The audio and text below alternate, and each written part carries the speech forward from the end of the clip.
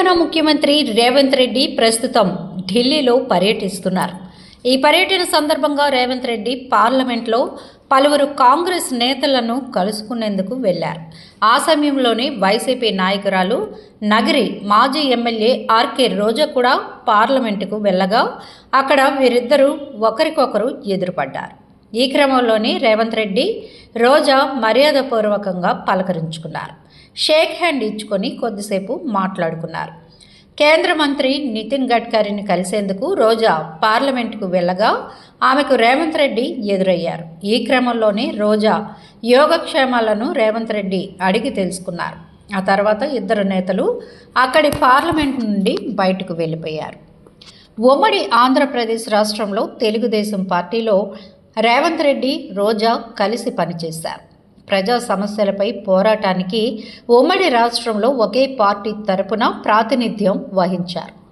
ఆ తర్వాత రోజా వైఎస్ఆర్సీపీలోకి వెళ్ళిపోగా రేవంత్ రెడ్డి కాంగ్రెస్ పార్టీలో చేరారు. అప్పటి నుంచి వీరిద్దరూ కలిసిన సందర్భాలు లేకపోగా ఇన్నేళ్ల తర్వాత ముఖ్యమంత్రిగా రేవంత్ రెడ్డి ఎన్నికైన అనంతరం రోజా ఆయన్ను అనుకోకుండా కలిశారు. వీరిద్దరి మధ్య సంభాషణ కొద్దిసేపే జరిగినా ఆసక్తికరంగా మారింది.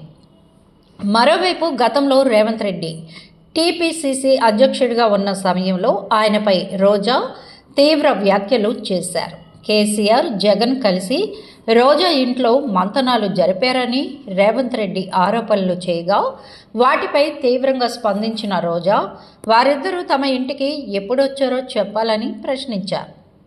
ఆయన రేవంత్ రెడ్డా లేక కోవర్టు రెడ్డా చెప్పాలని మండిపడ్డారు. టీడీపీకి కోవర్టులాగా కాంగ్రెస్ పార్టీలోకి వెళ్లారని ఆరోపించారు. తెలంగాణ, ఏపీ మధ్య తలెత్తిన జల వివాదాలకు సంబంధించిన ఆరోపణల నేపథ్యంలో రోజా ఈ వ్యాఖ్యలు చేశారు.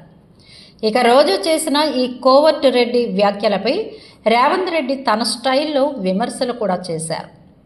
రోజా పాపం ఆడపిల్లని, ఆమెపై జాలి పడదామంటూ సెటైర్లు కూడా వేశారు.